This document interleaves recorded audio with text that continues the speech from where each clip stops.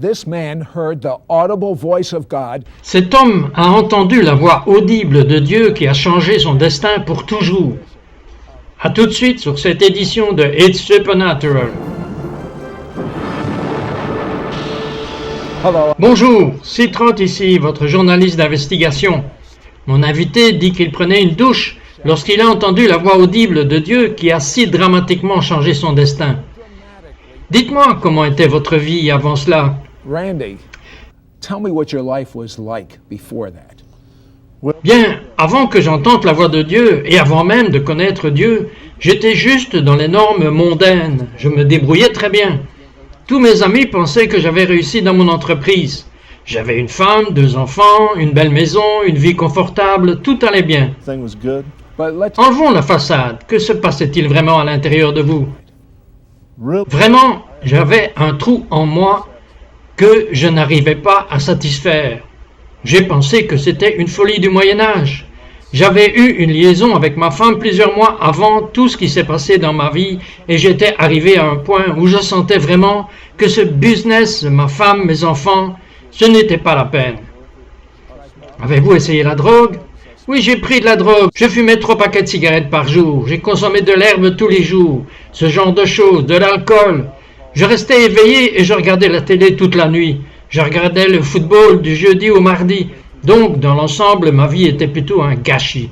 C'était juste pour passer d'un jour à l'autre. Get by one day to the other with Did you no. think Vous pensiez que c'était un gâchis? Avez-vous eu une idée? Ou étiez-vous juste en train de vous tromper vous-même et tromper le monde? Non, au fond de moi, je savais que c'était un gâchis. Et je savais que je ne pouvais pas continuer avec ça. Je n'étais pas content. Et j'étais arrivé à un point où j'avais décidé d'abandonner. J'allais en finir. J'allais juste prendre ma voiture et conduire jusqu'au coucher du soleil. Drive off into the sunset. Mais vous aviez des enfants. Comment pouviez-vous faire cela? I don't know. Je ne sais pas. Je m'en fichais juste de tout ça. Je venais d'arriver au point où ça n'avait plus d'importance. Et qu'est-ce qui a changé cela? Eh bien, à ce moment-là, ma fille est venue. Elle allait à cette réunion d'église le mercredi soir avec quelqu'un d'autre. Une dame est venue la chercher et l'a emmenée. Elle est venue, elle a dit « Papa, je veux être baptisée. » J'ai dit « Vas-y, c'est très bien, je m'en foutais. » Et elle a dit « Non, non, tu dois rencontrer le prédicateur avant que je puisse me faire baptiser. » J'ai dit « Mais je ne veux vraiment pas faire cela. » Alors elle m'a finalement convaincu de faire cela et puis j'ai rencontré le prédicateur. Mais il n'était pas là. Alors je me tenais autour de l'église et je me disais « Eh bien, ce gars ne va pas se montrer. Je ne sais pas exactement comment cela fonctionne, mais ensuite j'ai pensé que nous resterions en quelque sorte ici. » Une réunion de prière a commencé. Et j'ai entendu quelqu'un y mentionner « Est-ce que quelqu'un a entendu parler de cette église à Pensacola, en Floride, où il y a un réveil en cours? Les gens sont sauvés, des vies sont changées, les prostituées sont changées, tout ce genre de choses. » Et j'ai juste ri et j'ai pensé « Réveil, ça m'est égal. Tout ce que je voulais, c'était sortir de là. » Alors, plus tard, le pasteur ne s'est jamais présenté, donc nous avons fini par partir. Je suis rentré chez moi ce soir-là, je me suis assis et j'ai commencé à regarder sur Internet vers 9h30 du soir. J'ai fumé quelques joints et j'étais détendu. Et j'ai pensé, s'il y a un tas de choses qui se passent, voyons si c'est si important qu'il y aura quelque chose sur Internet à propos de cette chose, Pensacola. Alors, juste par curiosité, j'ai regardé. Eh bien, la prochaine chose que j'ai trouvée, je l'ai regardé et il était 8h30 du matin. Et j'avais imprimé environ 200 pages concernant Pensacola. Et j'ai vidé ma cartouche. My cartridge. Avez-vous tout lu? Oui. Pourquoi? Je ne sais pas. C'est fou. Je viens juste de commencer à le lire. Ce n'est pas aussi excitant que le football. Vous faisiez cela pourquoi? Je ne sais pas. Il y avait juste quelque chose à propos des vies changées, les gens guéris et tout ce genre de choses. Et je n'avais jamais rien vu ou touché quelque chose comme ça. C'était juste pour moi plus intéressant qu'autre chose. Thing else. did your wife? Est-ce que votre femme et votre famille savaient que vous aviez passé toute la nuit sur Internet? Well, my Eh bien, ma femme l'a fait quand elle s'est réveillée le matin, elle a pensé que j'étais fou. Et moi aussi. Donc, très honnêtement, je ne pouvais pas croire que je l'avais fait. Je devais aller travailler ce jour-là.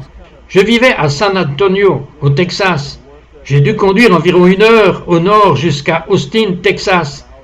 Alors je suis allé chercher ma voiture et je conduisais.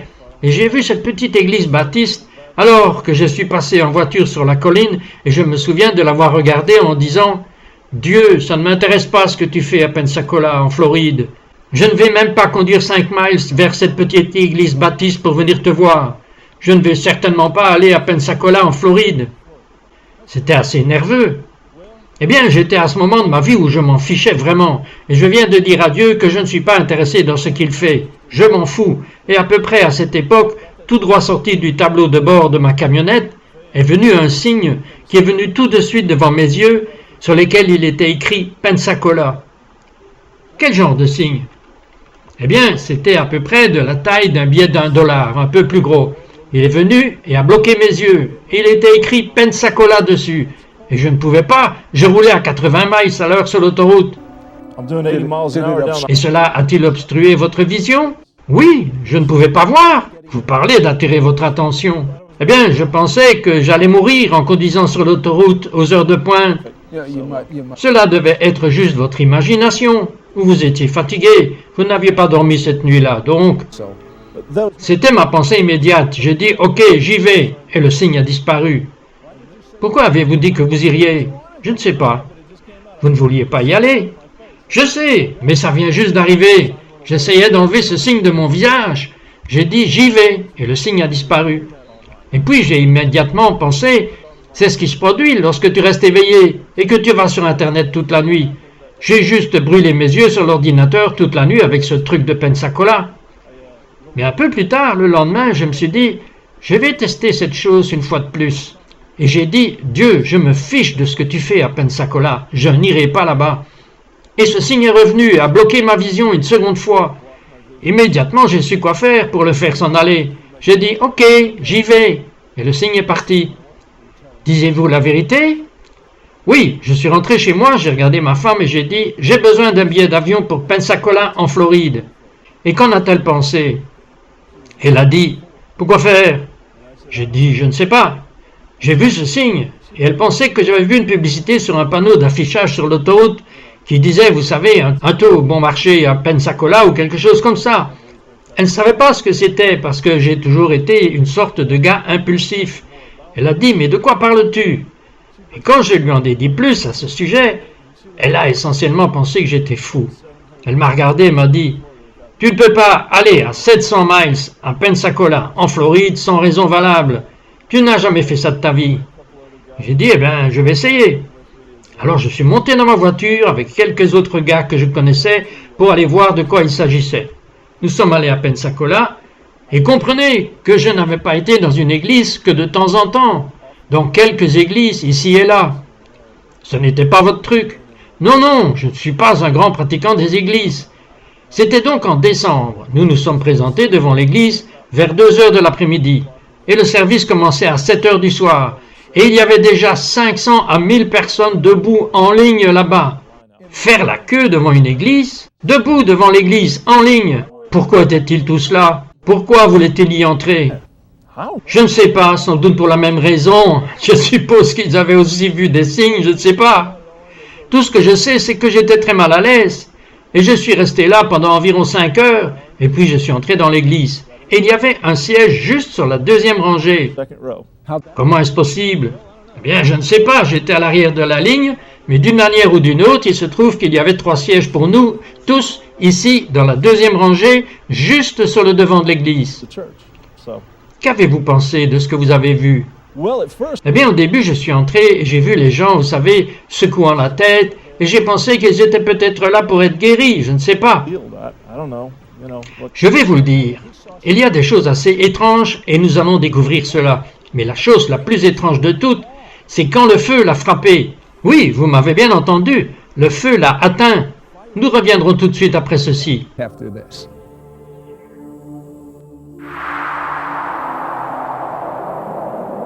We'll return with Sid Roth and It's Supernatural right after this.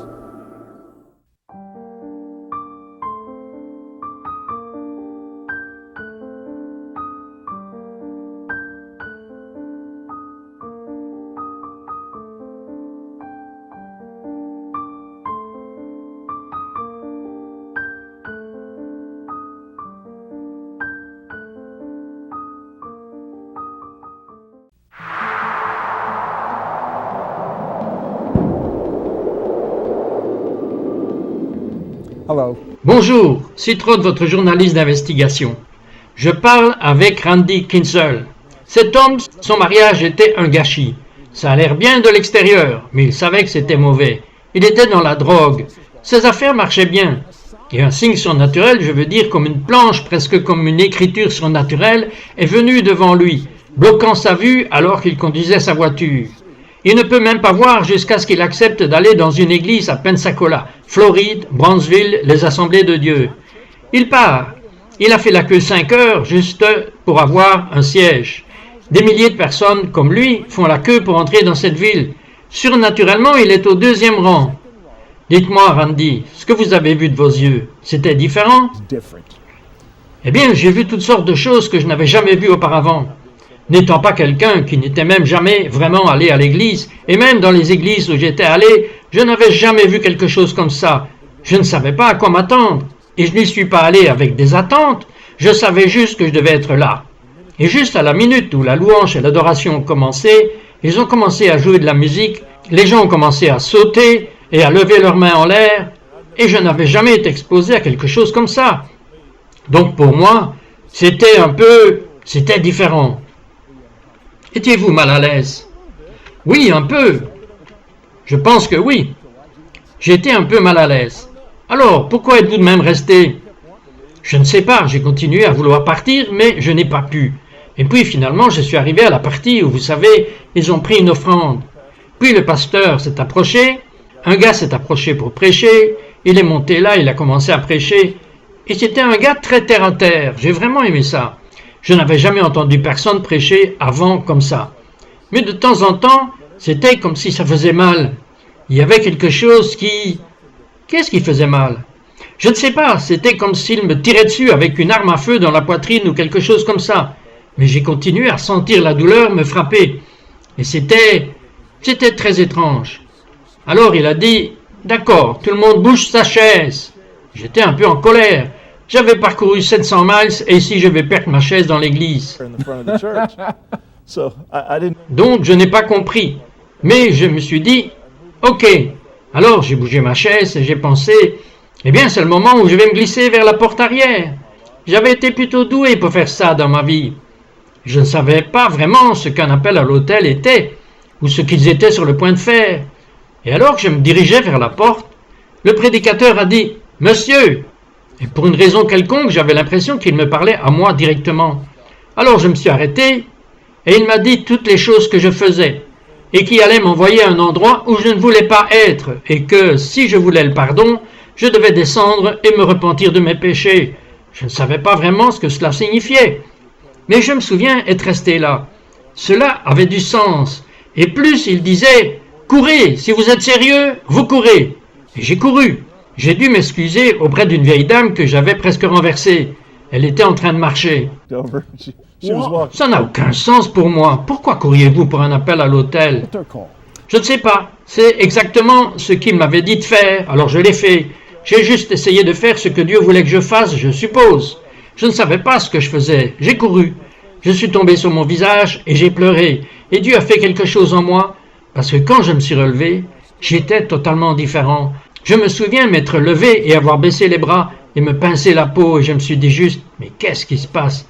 Je n'ai pas pu tout expliquer. In it at all. Someone prayed. Quelqu'un a prié pour vous là-bas? Eh bien, cette dame dans l'église est venue, elle a dit, comment allez-vous? Et j'ai dit, ok, qu'est-ce que c'est sur moi? Elle a dit, regardez, il y a le docteur Mike Brown. Laissez-le prier pour vous. Alors elle est allée le chercher et il s'est avancé vers moi.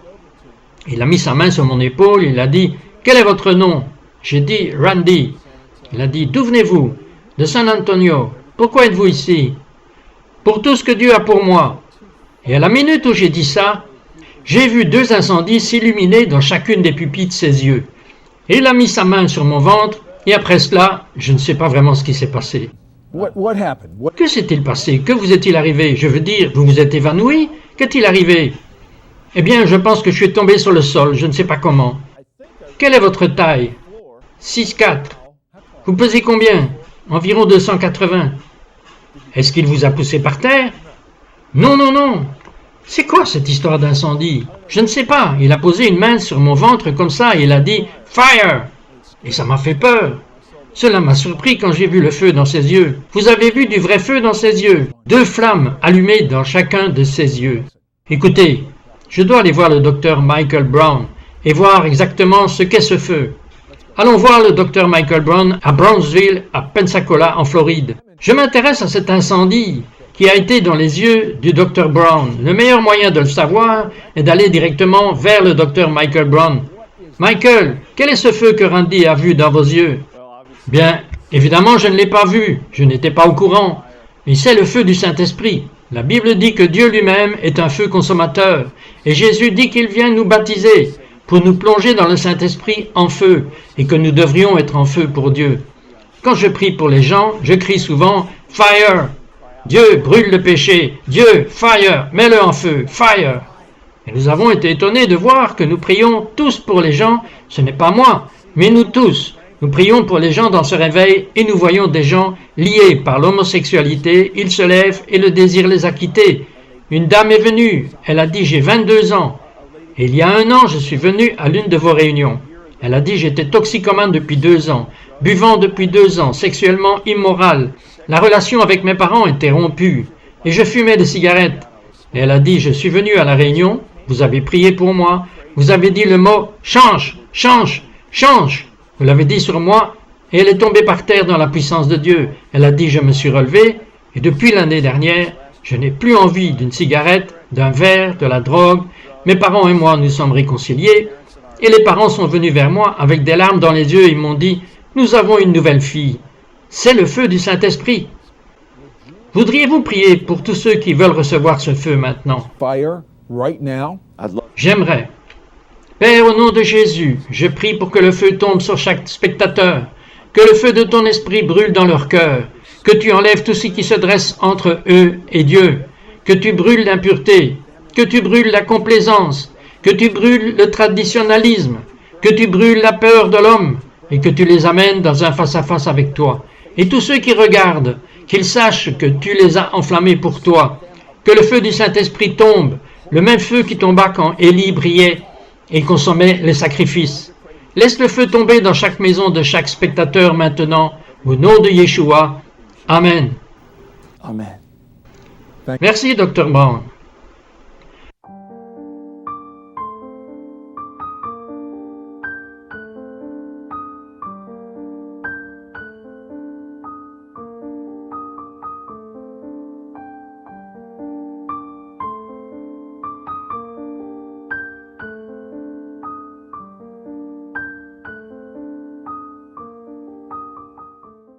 Hello. Bonjour, c'est Trott, votre journaliste d'investigation, et je suis fasciné par ce feu. Je ne sais pas pour vous, mais je suis fasciné. Randy, c'est bien que vous ayez eu cette histoire d'incendie, mais qu'avez-vous dit à votre femme quand vous êtes revenu à votre domicile? Eh bien, ce n'était pas nécessairement ce que j'ai dit à ma femme, car c'était plutôt ce qu'elle voyait en moi. Elle m'a regardé et elle m'a dit « Tu es différent, qu'est-il arrivé ?» Et je lui ai juste dit « Je suis allé là-bas et j'ai rencontré Dieu. » Elle a dit « Qu'est-ce que cela signifie ?» J'ai dit « Eh bien, toutes les choses sont différentes maintenant.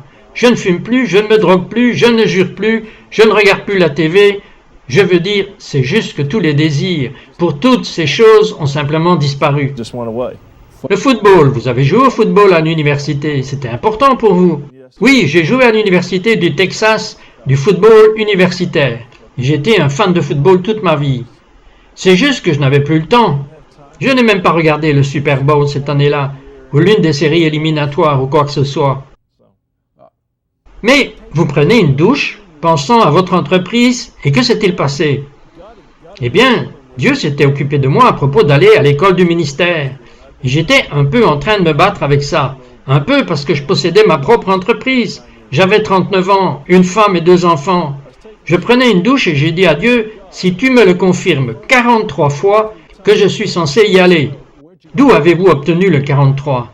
Je ne sais pas, juste un numéro qui a surgi hors de ma tête. Time had gone on. Vous ne vouliez vraiment pas y aller? No, I mean, I did. Non, je veux dire, je voulais juste faire ce que Dieu voulait que je fasse. Mais j'ai vraiment ressenti que devoir m'éloigner de tout et m'en aller, je n'avais pas compris cela. Alors j'ai dit à Dieu, tu ferais mieux de me le rendre très clair. Je ne veux pas faire d'erreur. Je ne peux pas me le permettre à 39 ans. Alors je prenais une douche et j'ai entendu Dieu me parler d'une voix audible, où quelqu'un me parlait et il disait « Je t'ai envoyé quelque chose par la poste et tu n'as même pas vérifié ta boîte aux lettres. » Quand j'ai entendu cela, je suis tombé. Pourquoi êtes-vous tombé? Why did you fall down? Just a fear. Juste une peur qui m'a envahi, je ne savais pas ce que c'était. Mes genoux ont commencé à trembler. Je regardais autour, j'ai pensé, y a-t-il quelqu'un dans ma maison, vous savez, dans ma douche? Alors de toute façon, quand je me suis relevé, je me suis évidemment séché et j'ai couru dehors et j'ai vérifié ma boîte aux lettres. Ma femme m'a dit, qu'est-ce que tu fais? Je dois vérifier la boîte aux lettres. Et il y avait une candidature à l'école du ministère à Bronzeville. Donc j'avais une assez bonne idée de ce que j'étais censé faire. Supposed to do. A voice tells Une voix vous dit de regarder dans la boîte aux lettres, et vous regardez dans votre boîte aux lettres, et il y a une invitation à aller à l'école biblique. Qu'en est-il de ces 43 confirmations? 43 confirmations. Well, that Eh bien, ça faisait comme le numéro 37 ou 38 juste là. Vraiment? Alors, le lendemain matin, je reçois un coup de téléphone d'un pasteur de la ville qui m'a appelé. Il m'a dit, je priais hier soir, et Dieu m'a dit qu'il allait vous envoyer quelque chose par la poste, et que cela confirmerait votre futur. Je me disais, ok. Alors, nous avions prévu de descendre à Bronzeville au cours de la semaine d'Action de grâce. Donc, à ce moment-là, après cela, nous sommes partis. J'avais ma 39e confirmation. Alors, je suis descendu là-bas. Je suis assis dans le premier service et le docteur Brown m'a vu. Il m'a regardé du genre, venez par ici. Je me suis approché de lui et il a dit, je ne vous ai pas vu. Comment cela a-t-il été? J'ai dit, génial. Il a dit, n'êtes-vous pas censé aller à l'école du ministère? C'était quel numéro? J'ai dit, eh bien, c'est le numéro 40. Et il m'a regardé perplexe, il a dit, quoi? J'ai dit, eh bien, j'ai dit à Dieu que si j'avais 43 confirmations, j'y serais. Alors il a dit, bien, je crois que s'il vous en a donné 40, il peut vous donner les 3 autres. Alors il m'a invité à un enseignement vendredi, et j'y suis allé. Pendant l'enseignement, il a eu un peu de temps pour simplement attendre le Seigneur, et je me souviens avoir prié. J'ai baissé la tête et j'ai dit, Seigneur, si tu m'appelles vraiment, fais-le maintenant, fais-le surnaturellement pour que je sache que c'est toi. Et j'ai besoin que tu le fasses 3 fois. Alors tu es Dieu, fais tout ce que tu as à faire. Et après cela, quelqu'un a commencé à parler dans une autre langue que je ne comprenais pas. Et puis une interprétation est sortie qui disait « Je t'appelle, je t'appelle, je t'appelle au service du Seigneur ». Immédiatement après cela, ma femme m'a regardé et elle a dit « C'était pour toi ». J'ai dit « Je sais, il est temps d'y aller ». Et je savais. Qu'avez-vous fait de votre entreprise? Vous avez fait une bonne affaire? Eh bien, ma femme et moi, nous l'avons donnée à une dame. C'était dans l'église. Donnée? Oui. Quelle était la valeur de cette entreprise? Eh bien, vous savez, vous pouvez en débattre toute la journée. Elle avait produit un revenu à 6 chiffres pour moi pendant plus de 8 ans. Et vous l'avez donnée. Mais vous allez être étudiant, vous allez avoir besoin d'argent. Pourquoi la donnez-vous? Eh bien, j'avais vraiment l'impression que Dieu avait traité avec moi, que si je devais faire cela, j'avais vu jusqu'où je pouvais aller avec ce que j'avais. Il était maintenant temps de le laisser me montrer jusqu'où il pourrait me prendre. Ok. Parlez-moi du changement dans votre vie en ce moment. Votre mariage, il était mauvais avant. Comment va-t-il maintenant? Nous sommes ensemble d'une manière que nous n'avions jamais été. J'aime ma femme comme je ne l'ai jamais aimée. Et l'argent, soyons pratiques. Eh bien, Dieu a fourni tout ce dont j'avais besoin. J'ai déménagé ici dans la foi avec juste quelques milliers de dollars. J'ai payé tous mes frais de scolarité. J'ai payé mes factures. J'en ai pris soin donc. Et de la drogue, vous aviez besoin de cela. Je veux dire, allez, vous avez besoin de ça de temps en temps. Non, je n'ai plus fumé de cigarette. Juste après, j'ai essayé de fumer une cigarette. J'ai dû la jeter. J'ai trouvé que ça avait mauvais goût. J'ai essayé d'en allumer une autre. Ça avait mauvais goût. Alors j'ai juste pensé, je vais prier. J'ai dit, Dieu, veux-tu que je fasse cela? Ça vous manque? Pas du tout. Oh. Did you hear? Avez-vous entendu ce qu'il a dit? Pas du tout. Pourquoi? Parce que c'était une chose puissante? Non. Dieu lui a donné quelque chose de mieux. Maintenant, quand il a entendu une chanson à l'Assemblée de Dieu de Bronzeville, à Pensacola, en Floride, une jeune femme, Charity James, qui chante The Mercy Seat, le siège de la miséricorde. Quand il a entendu cela, il a eu la compulsion d'être droit avec Dieu. Je crois que lorsque vous entendez cette musique de Charity James, vous allez ressentir que l'Esprit du Dieu vivant vient sur vous. Et quand vous tendez la main vers Dieu et dites « Dieu, je suis un pécheur, pardonne-moi », Je fais de Jésus mon Messie et Seigneur. Regardez ce qui arrive. Joie, paix, but, destin. Je ne peux plus attendre. I can't wait. In the curse of a lifetime of sin, lovely illusions, they never come true. I know where there's a place of mercy for you. He said that you could come into His presence without fear, into the holy place where His mercy hovers near. Come running, come running, come running to the mercy seat where Jesus is calling. His grace will be a covering. His beloved, the lone breathing. It will provide the healing. Come running to the mercy seat. I need the Lord. Come on, Brad. He